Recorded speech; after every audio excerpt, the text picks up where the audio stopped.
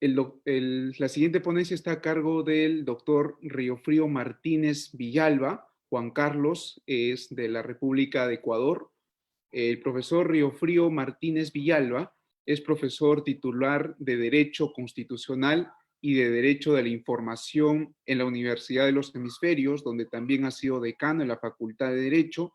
Tiene 3 licenciaturas, una especialidad y 2 doctorandos en Guayaquil, Quito y Roma, y es director de la revista Jus Humani.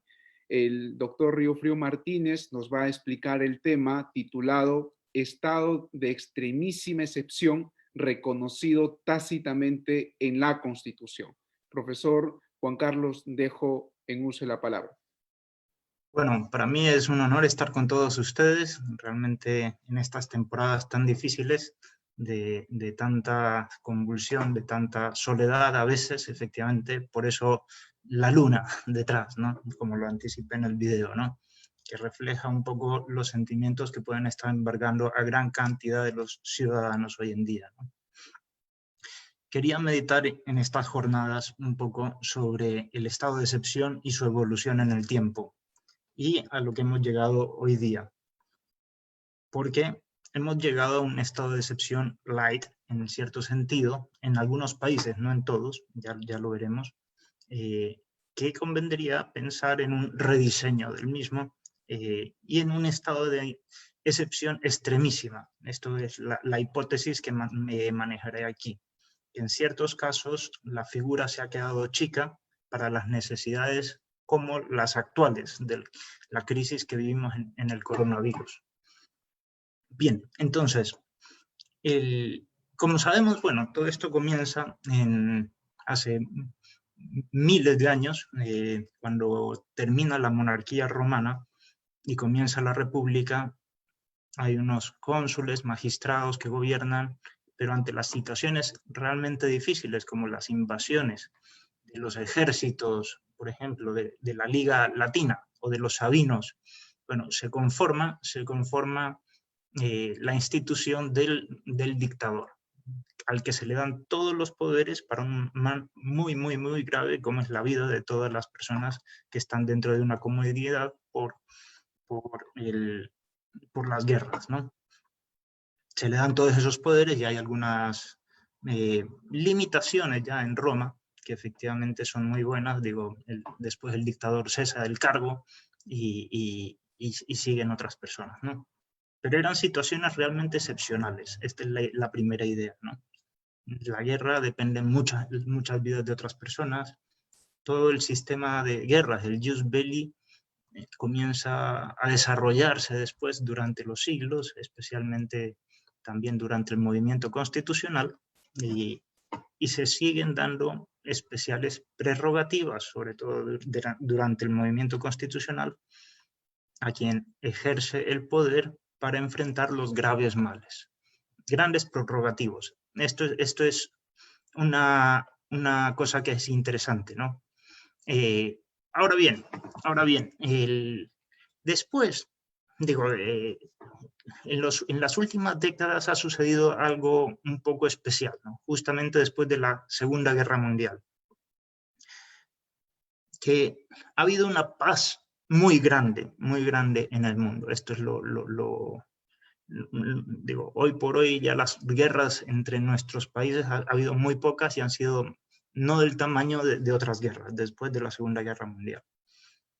Y la institución del estado de excepción comenzó a utilizarse para fines políticos. Ya Hitler lo utilizó para fines políticos, ¿no? Para imponer su ideología, para prohibir las publicaciones en contra del nazismo. Otros presidentes en nuestros países lo han utilizado para aprobar leyes de una manera más rápida, para hacer cosas que no estarían permitidas de otra manera, ¿no? Entonces, si el estado de excepción se utiliza para estas cosas que no son tan graves como las anteriores, hay que poner más límites. Y es lo que sucedió en cantidad de países. Y entonces hay un punto clave aquí en la evolución del estado de excepción que es muy interesante. Voy a poner unas diapositivas para que vean cómo surge esta excepción. Vamos a ver. El primero, por ejemplo, en los años 50, justo después de la posguerra, ¿no? Se dice, todo en los estados de excepción o de sitio, de emergencia, tiene muchos nombres, tiene por lo menos 10 nombres, ¿no? Todos los derechos pueden suspenderse, excepto estos, los que están en esto. Y entonces el Convenio Europeo de Derechos Humanos pone una lista de derechos que no se pueden suspender. El Pacto Internacional de Derechos Civiles y Políticos también hace su lista de derechos que no se pueden suspender. Esto es 16 años después. Poco después, la Convención Americana también, conocemos en el artículo 27, dice, estos derechos no se pueden suspender. ¿Sí? Ahora, hay un cambio muy potente por el abuso de la institución que hemos comentado, ¿no? Y entonces se pasa de una lista de derechos que no se pueden suspender y el resto sí, a esto, ¿no? La norma general justamente es la contraria. Por ejemplo, en Ecuador, me parece que en Argentina puede ser algo parecido. Bien, en Chile también es algo parecido, es efectivamente. Bueno, perdón, en Chile no, en Perú, en uno de los dos tipos de regímenes de excepción, ¿no? Todos los derechos no se pueden suspender, es la regla general, salvo estos. Y se ponen unas limitaciones, digo, para unos pocos derechos. Lo cual es, sin duda, un avance, porque estamos hablando de estados de excepción light, digo, para situaciones light, para controlar esos gobiernos que utilizan al estado de excepción simplemente como un juego político, una herramienta del juego político, cosa que está bastante mal, ¿no? Bien, ahora, uno puede apreciar las cosas buenas de estos, pero a la vez ver que hay un problema ahí, que estados de excepción, ya con demasiados controles, con demasiados limitantes, no nos permiten encarar crisis como las que estamos viviendo, crisis como las que estaban pensadas para el dictador, se le daban todos los poderes, ¿por qué? Porque había una gran crisis, ¿no? Una guerra realmente extraordinaria, ¿no? Entonces, ¿qué es lo que termina sucediendo? Que, veamos, me parece que el caso más paradigmático es el del Ecuador, el de la Constitución ecuatoriana, donde se fijan algunos límites para el estado de excepción. Fíjense en este artículo 164. En el Ecuador solo hay un estado de excepción, no hay una variedad como hay en otros países, ¿no? Me parece que Chile tiene como 5 estados de excepción distintos. Colombia se pueden legislar todos los que uno quiera.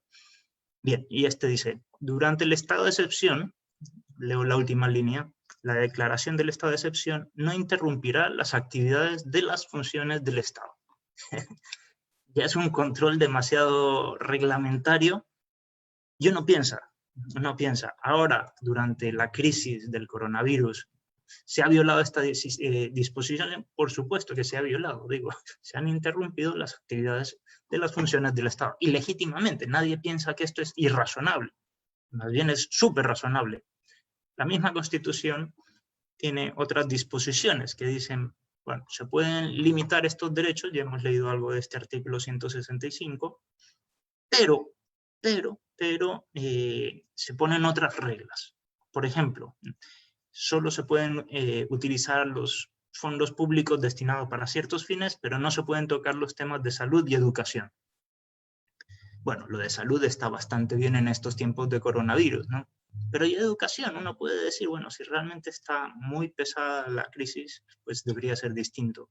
O si la crisis es de otra índole, por ejemplo, una guerra contra algún enemigo, donde ya las tropas están invadiendo la capital, uno diría, el tema de educación es sumamente secundario y debería de quedar atrás.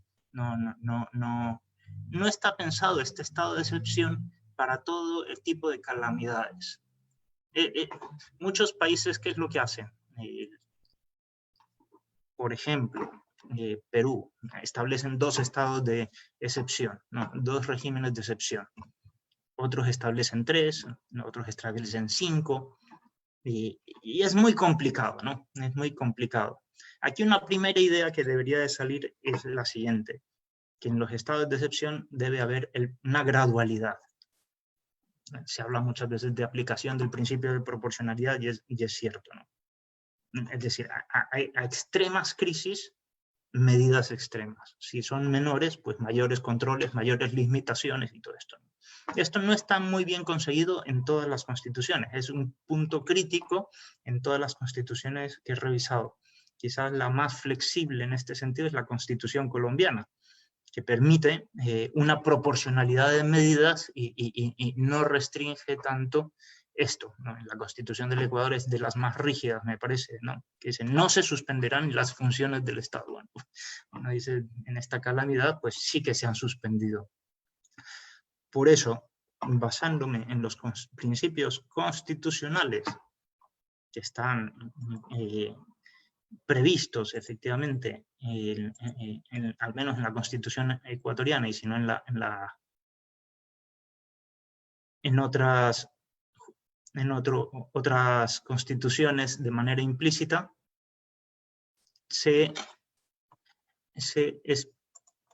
podremos decir que el principio de proporcionalidad, el principio de necesidad, de autoconservación, de razonabilidad, justifican plenamente cómo en ciertos casos pueda haber un estado de excepción extremísima, ya no un estado de excepción light, sino una cosa más extrema que permita hacer más cosas. Por ejemplo, suspender las funciones del Estado, las actividades del Estado para hacer frente a la crisis. Me parece que está implícitamente reconocido, por ejemplo, en la Constitución del Ecuador, donde el principio de proporcionalidad está previsto para el estado de excepción, poner medidas incluso contra el texto constitucional para hacer frente a la crisis. Esta es la tesis, con lo cual, al menos en la Constitución del Ecuador, habrían dos estados de excepción, uno el que prevé el texto y otro en una constitución material, que es la que de hecho se está dando, porque hay medidas que ya ha dictado el Ejecutivo y la Asamblea también, que violentan directamente cantidad de normas constitucionales. Me parece que la misma figura habría en otros países. Por ejemplo, por ponerles un ejemplo, ¿no? Aunque la misma Constitución dice que los derechos del trabajador son irrenunciables, bueno, con todo lo que está pasando, pues ya se han renunciado, hasta ha habido decretos y normas de diferentes niveles donde se permite el teletrabajo, por ejemplo, ¿no? Por un lado, o no solo el teletrabajo, sino cierta suspensión de actividades y cantidad de renuncias a derechos, porque rebus sic stantibus, las cláusulas de los contratos, podríamos añadir, y de la ley, y podríamos añadir la misma Constitución, solo se prevén para ciertas circunstancias. Si cambian las cosas tanto, ya no se han de aplicar estas cosas. Me parece que esa es la hipótesis. Y una última idea que quería mencionar aquí, digo, de esto en el escrito está mucho más explicado todo esto, ¿no? Esto del estado de excepción está basado en el derecho de necesidad, que es una cosa muy estudiada en la doctrina pública, privada, administrativa, constitucional. Si el estado de excepción está previsto para el sector público, pues mucho más ha de estar previsto también para el sector privado, que es el más afligido, sin duda alguna, ¿no? Las personas de carne y hueso son las más afligidas en todas estas crisis. Con lo cual, digo, esas excepciones, incluso a la Constitución, también aplicarían